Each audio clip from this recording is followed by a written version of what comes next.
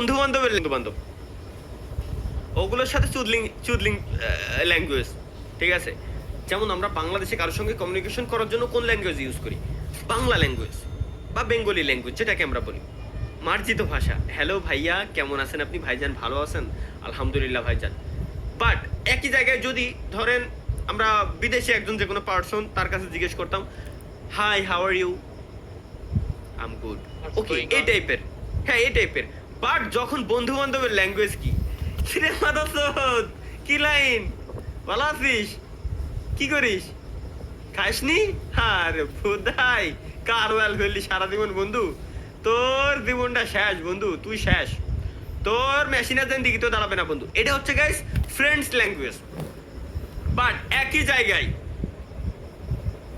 না, এটা বলা যাবে না, এটা বলা যাবে না। ভাই লাইভ চালু আছে? জি জি স্যার, আপনার জন্য আমি লাইভ স্ট্রিমটা